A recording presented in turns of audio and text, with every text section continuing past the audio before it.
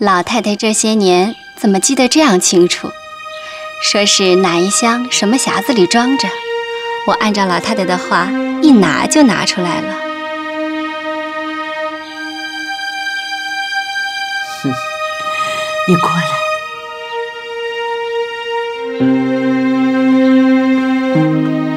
我给你一件东西瞧瞧。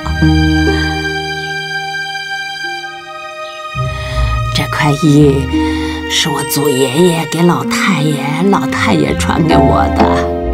那时我还小，也不当个什么。我到这里见咱们家的东西也多，这算得什么？从没带过。这一撂啊，撂了60多年了。你喜欢，我传给你。这玉是汉时所配的东西，很贵重。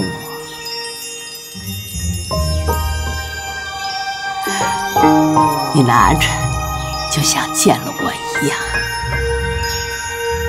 谢老祖宗，我去拿给太太瞧瞧。太太瞧了，告诉老爷，又说疼儿子不如疼孙子。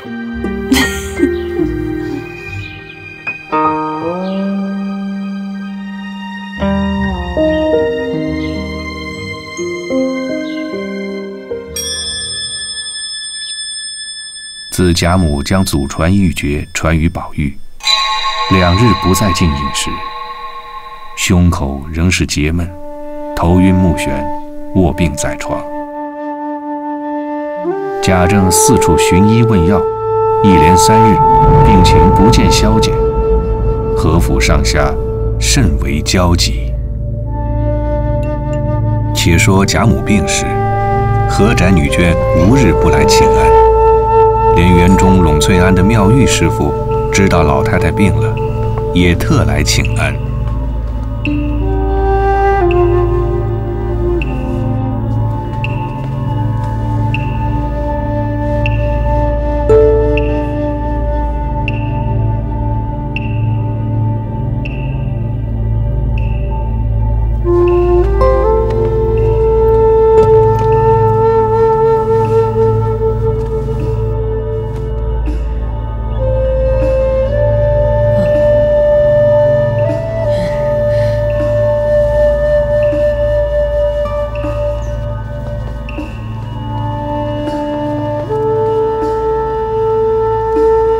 你是个女菩萨，你瞧瞧我这病，是好得了，好不了了。老太太这样慈善的人，寿数正有呢。一时感冒，吃几天药，想来也就好了。有年纪的人，只要宽心些。我倒不为这些，我是极爱寻快乐的。如今这病也不觉怎样，只是胸膈闷缺。大夫刚才说是气恼所致，你是知道的，谁敢给我气手？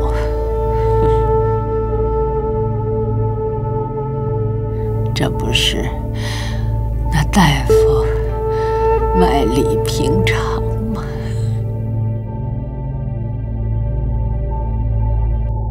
贾母的病日重一日，严医调治不效，以后又添腹泻，贾政着急，知病难医，即命人到衙门告假，日夜同王夫人亲试汤药。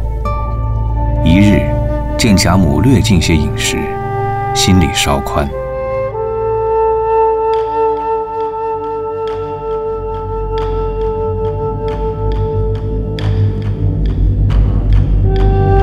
你去看看。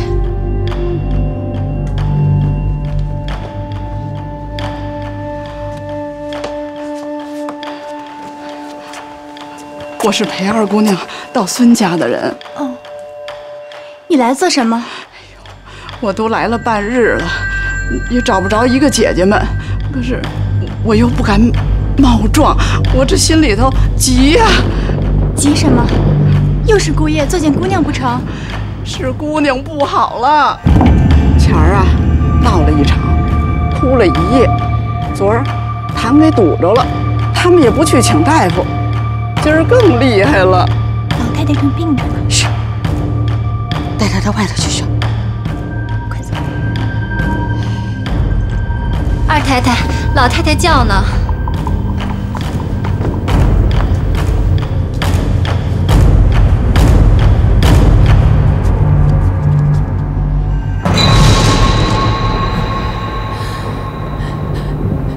银丫头要死了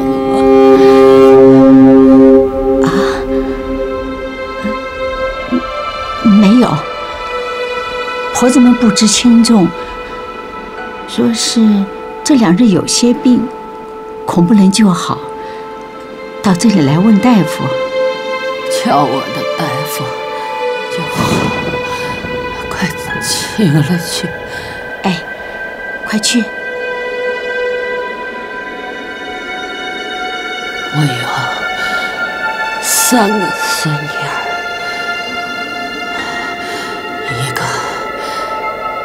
享尽了福死了，3丫头远嫁，不得见面，一丫头虽苦，或者熬出来。不大了，他年轻轻的就要死了，留着我这大年纪的人，活着做什么？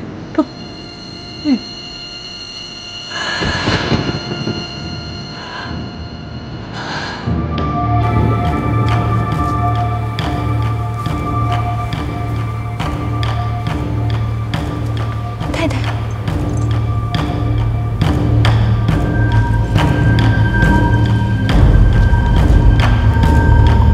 什么事？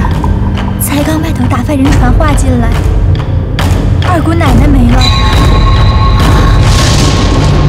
可怜一位如花似月之女，结离年余，不料被孙家揉搓，以致身亡。恐怕老太太又致贾母病毒，众人不便离开，竟容孙家草草完结。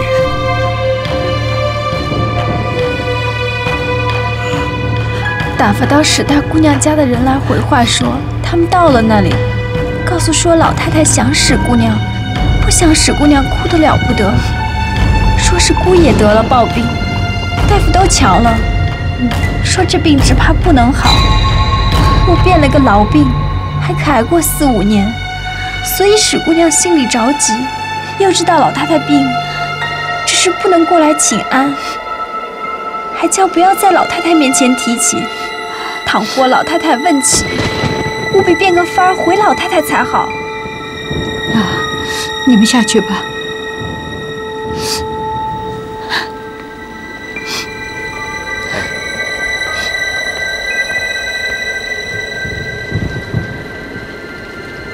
莲儿，你瞧不太好了，你快去叫人分头办去。头件事儿是把板子请出来瞧瞧，好挂里子。是老爷。哎呀，快别躺着了，快！你只怕是养不住了。老太太的事儿，恐今门就要出来了，你还拖得过吗？快叫人将屋子收拾，就该扎着上去了。若出了事儿，你我还能回来吗？有什么可收拾的？就这点子东西，还怕什么？你先过去，让老爷叫你，我换件衣裳就来。快点！贾琏先回到贾母房里，向贾政回道：诸事已交判明白了，外面又保太医进来，又诊了一回，告诉贾政，老太太的脉气不好。王夫人急忙使眼色叫鸳鸯过来，叫他把老太太的装裹衣服预备出来，鸳鸯自去料理。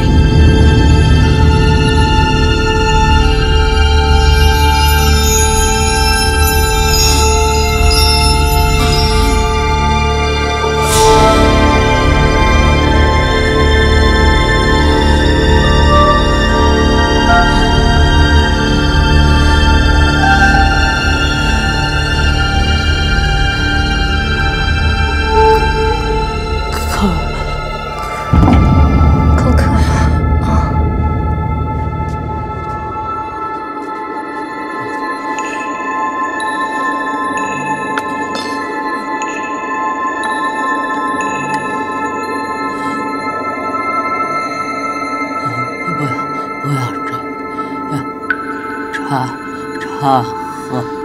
倒杯茶。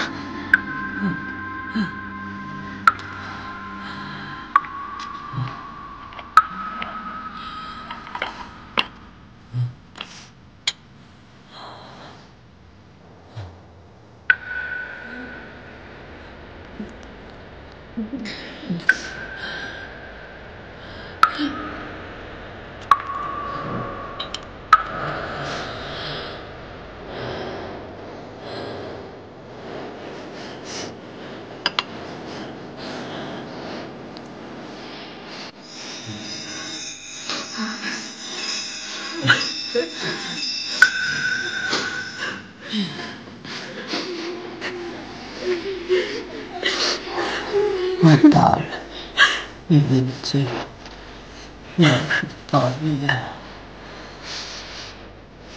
大爷节的时候，怎么了？我想家，谁说这2月家里有些财货，好歹出了口气，见祖宗也不是个丢人。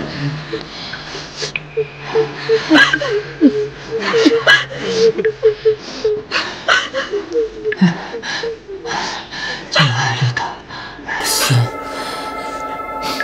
子，你们老爷亲也都是好的。以后咱们家怎么样，就看你们的造化了。熬夜就是他的习惯。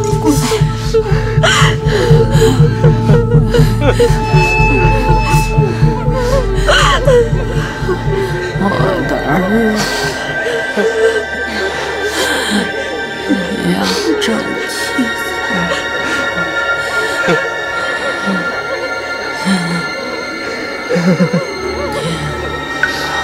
我就再结一个长死子，我就安心了。兰儿在哪儿？老祖宗，你母亲是孝顺的。你下来还了人，也叫你母亲风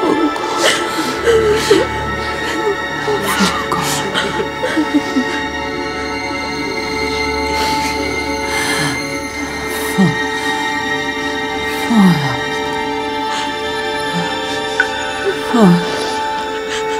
我在这儿，老祖宗。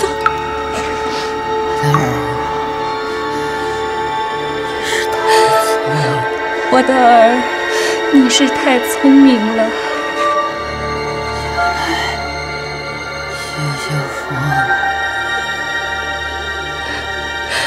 将来修修福吧。也没有什么修什么，然后心是吃亏。我也没有修什么，只是心里吃亏。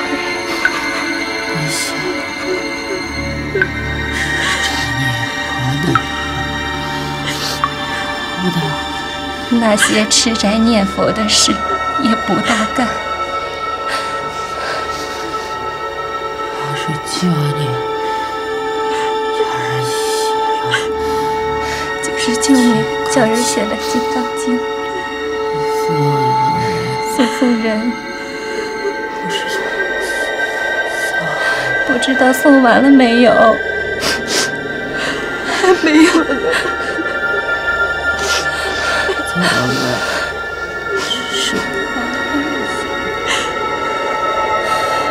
早在世上完了才好。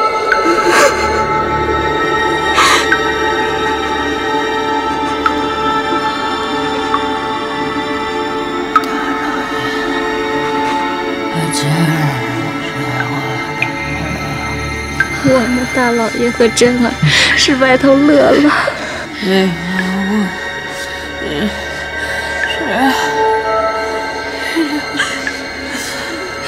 最可恶的是，大姑娘没良心，总不来瞧我。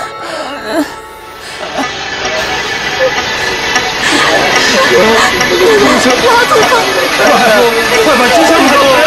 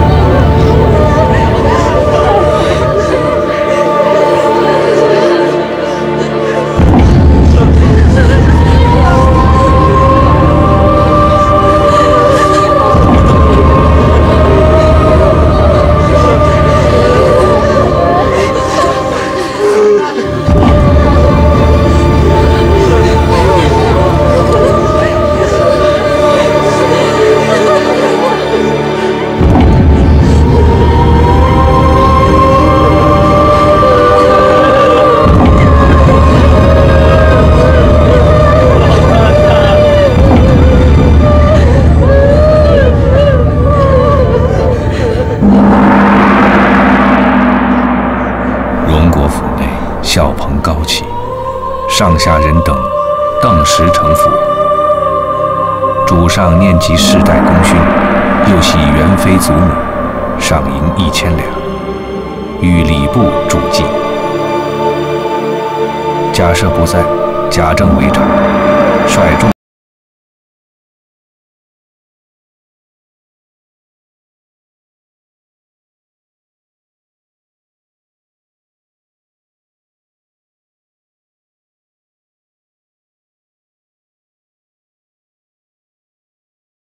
这些了。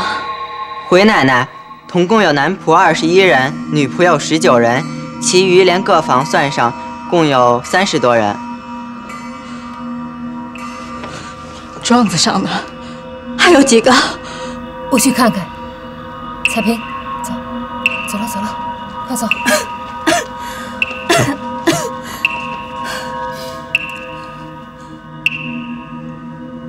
不付差钱呐！我给二奶奶磕个头。虽说府中不行礼，但是这个头我是一定要磕的。哎呀，这是什么礼呀？有话好好说，快站起来。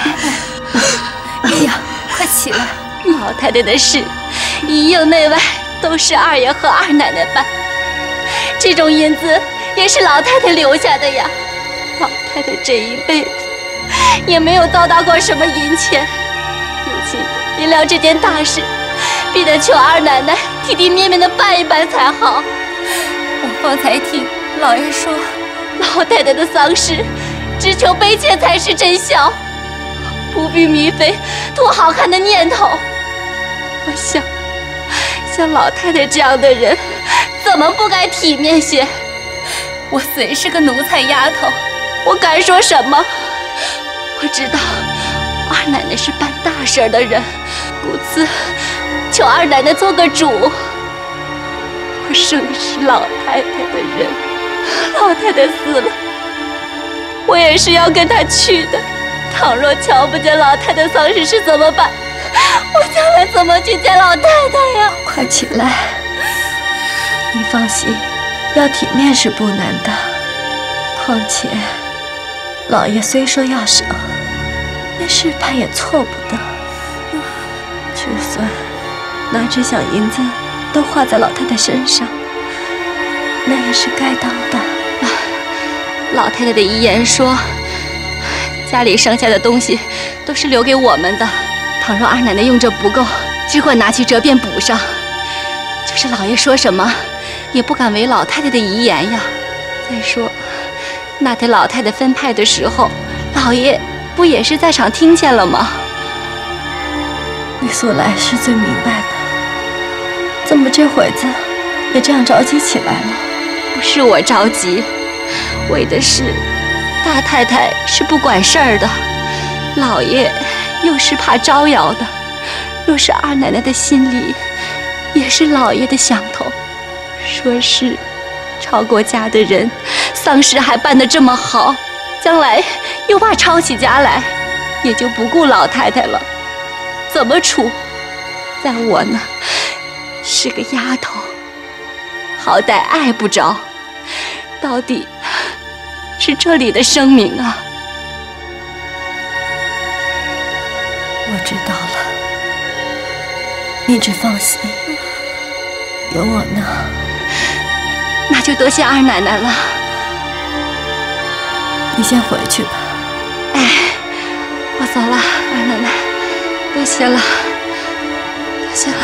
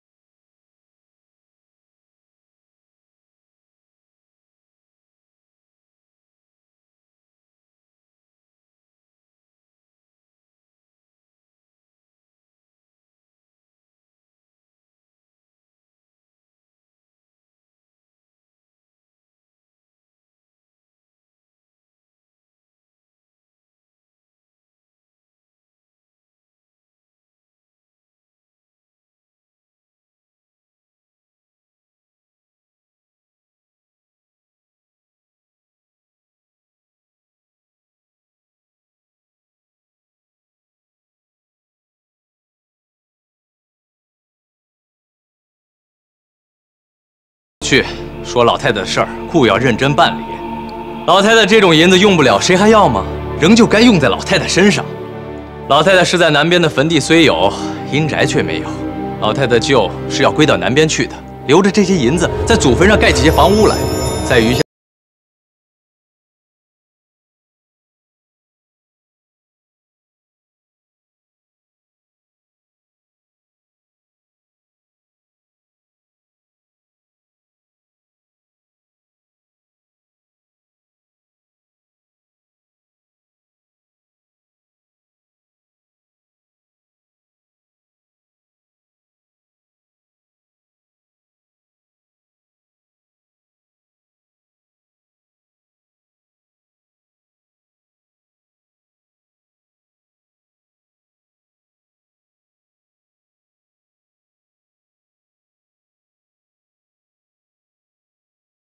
还叫亲戚们等着吗？叫了半天，来了菜，短了饭，这是什么办事的道理？快去吧，赶快去看看。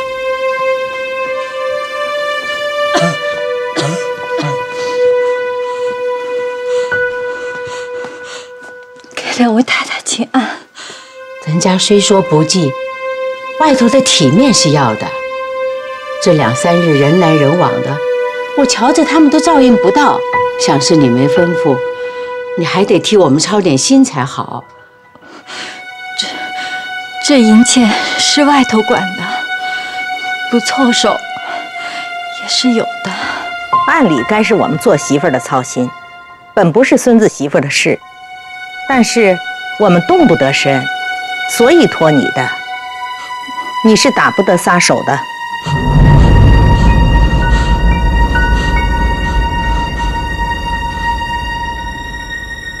这里有我们的，你快去外面料理明天的事儿吧。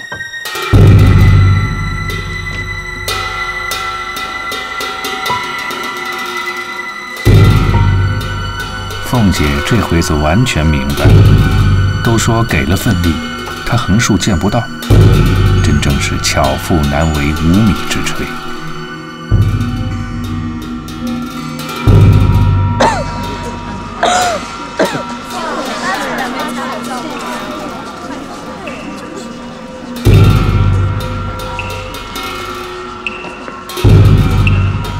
都什么时辰了，怎么还不传饭？传饭是容易的，只要将里面的东西发出来，我们才好照管去。就是糊涂东西，派定了你们，少不得有的。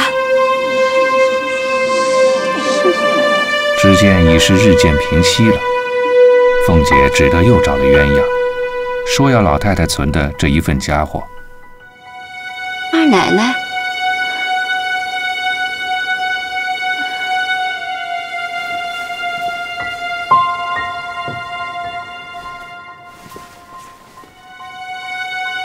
就是来说一声，老太太存的那份东西在哪里收着呢？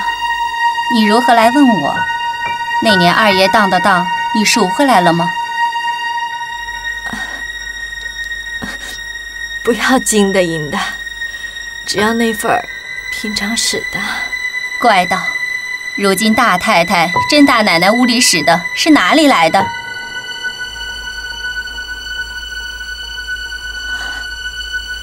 是了，竟是我糊涂了。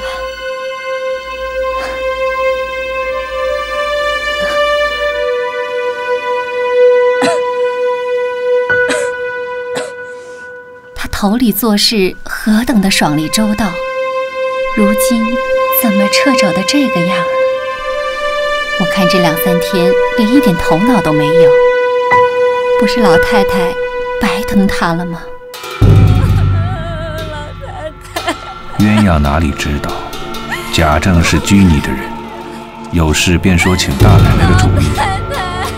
邢夫人素知凤姐手脚大，贾琏的闹鬼，所以死拿住不放。就那么风光的一个人，却没有给你体体面面的办一场，你别埋怨我啊！鸳鸯知道已将这项银两交了出去了，故见凤姐掣肘如此，便疑为不肯用心，便在贾母灵前唠唠叨叨，哭个不了。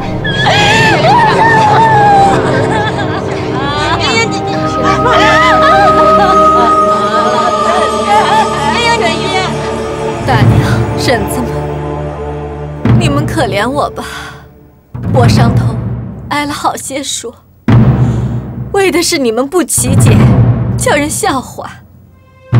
如今你们都豁出些辛苦来吧。奶奶办事儿不是今儿个一遭了，我们敢违拗吗？是啊，只是这回的事儿上头过于累赘，只说打发这顿饭吧，有的在这儿吃，有的想在家里吃。请了这位太太，又是那位奶奶不来，还求奶奶劝劝姑娘们少挑搿就好了。是啊。头一层，老太太的丫头们是难缠的，太太们的也难说话，这叫我说谁去呢？从前奶奶在东府里还是主事儿，要打要骂，怎么这样锋利，谁敢不依？如今这些姑娘们都压不住了。东府里的事儿虽说是托办的，太太太随在那里，也不好意思说什么。如今是咱们自己的事儿，又是关中的，人人说的话呀。再者，这外头的银钱也叫不灵。老太太这些银子不是在二爷手里吗？对，没错。你们回来问管事的便知道了。怨不得我们听见外面男人抱怨说，这么件大事儿，咱们一点摸不着，尽当苦差，这叫人怎么齐心呢？是啊，这叫人怎么齐心呢？好了，怎么能齐心？好大娘们，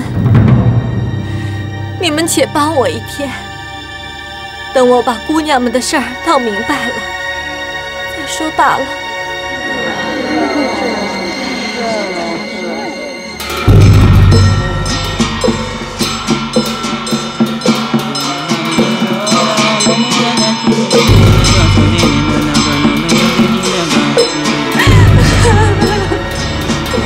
虽说僧经道忏，上界挂账，络绎不绝，终是银钱吝啬，不过草草了事。连日王妃告命也来得少了，老爷一味的尽孝，庶务上头不大明白。王夫人落得跟了邢夫人行事，余者更不必说了。独有李纨瞧出凤姐的苦处，也不敢替她说话。可怜凤丫头闹了几年，不想在老太太的事上，只怕保不住脸了。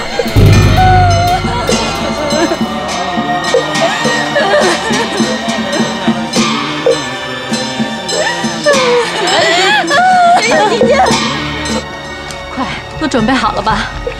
老爷们的东西，快给他们送过去吧。手脚麻利点，你们也别愣着，误了时辰，谁也担不起这责任。还有，太太们的东西都送过去，姑娘们的东西可得仔细着点啊，平着端，来，当心点。后院丝瓜汤做了没有啊？做了，赶紧端过去啊！你们愣着干什么？都什么时辰了，还只顾着说话？快走，快走！你们不都应了我吗？这不是害我被骂吗？凤姐一肚子的委屈，愈想愈气，直到天亮又得上去，要把各处的人整理整理，发一回急，央记一会儿，糊弄过了一气儿，又打发一气儿，怎奈邢夫人挑唆。这些丫头们见邢夫人等不住着凤姐的威风，更加作践起她来。哟，二奶奶呀，难怪大太太说里头人多，照应不过来。原来你躲这儿受用呢，哼！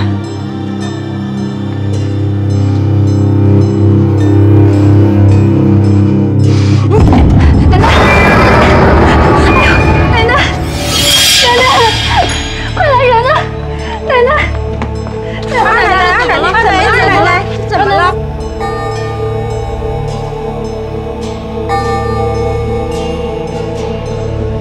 老爷，二位太太，媳妇儿刚才吐血不止，已将扶回家去，或将再派个人去讨太太们示下。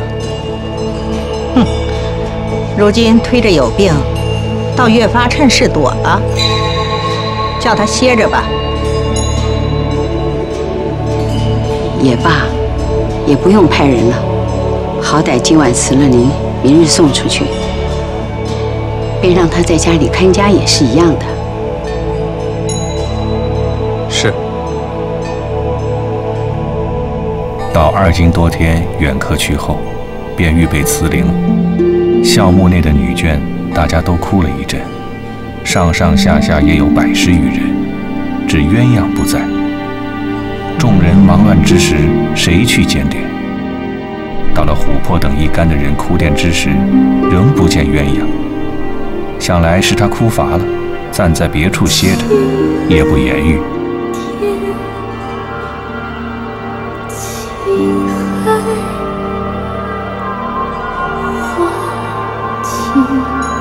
自己跟着老太太一辈子，身子也没个着落。如今大老爷虽不在家，大太太这样的行为，我也瞧不上。老爷是不管事儿的人，以后便乱世为王起来了。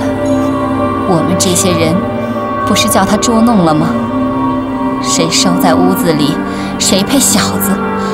我是受不得这样折磨的。你是谁？你怎么跟我一样的心？要死一块儿死。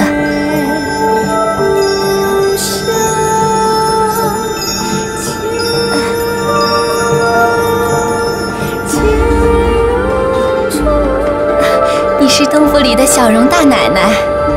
我并非什么荣大奶奶，乃景焕之妹，可卿是也。是了，你是来叫我来了，想教我个死法。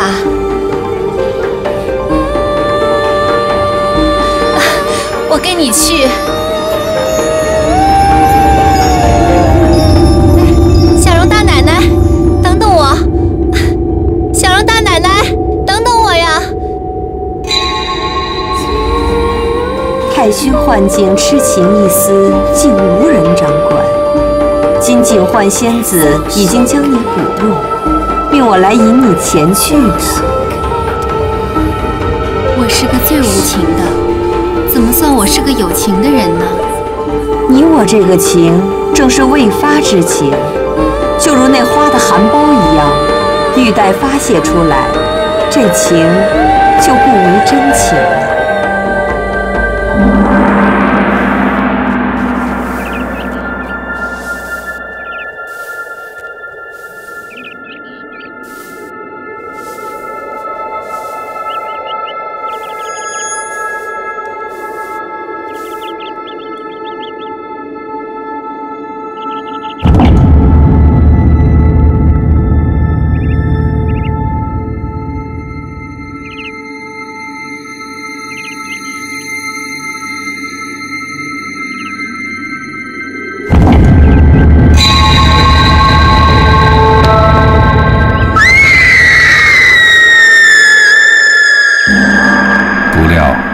倒有这样志气。贾政王夫人急传了鸳鸯的嫂子进来，叫她看着入殓，遂与邢夫人商量了，念她替咱们服侍老太太西去，做殉葬的人不可做丫头论，跟着老太太的病送出，也停在老太太棺后，全了她的心志。到了晨初发仪，贾政居长，摔麻哭泣，即尽孝子之礼。灵柩出了门，便有各家的路祭，一路上的风光不必细数。走了半日，来至铁槛寺安灵。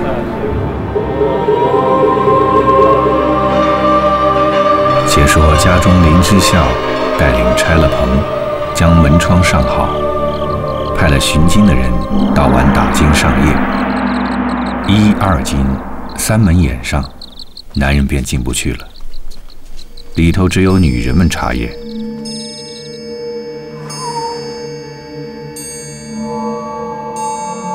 家中所有孝男等俱应在庙伴宿，只留凤姐、惜春看家。这天傍晚，妙玉想惜春寂寞，便来瞧她一瞧。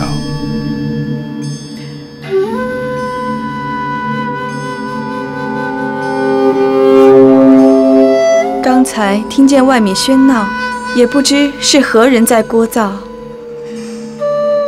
四姑娘为何不点灯呢？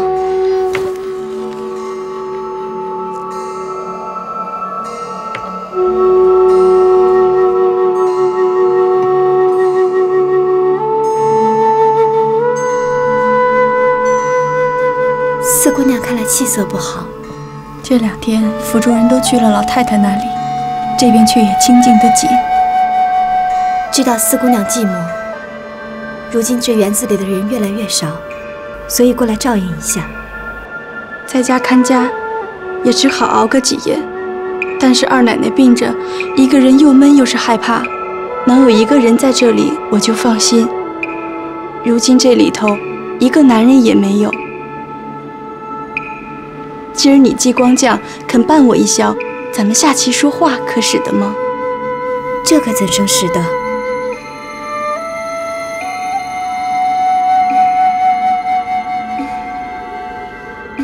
这也甚好。你去把我的茶具熨入取来，今晚我就在这儿陪着姑娘。你去开了上年捐的雨水，预备好茶，我去点香。是。不想，一伙贼人听闻老太太虽死，还留了好些金银，都在老太太屋里搁着，等送了殡回来分。如今家里人都送殡去了，只剩下几个女人，便在死经时分潜入贾府。再来，再来，我到5更去打坐一回。我陪你。我自有人服侍，你且自去歇息吧。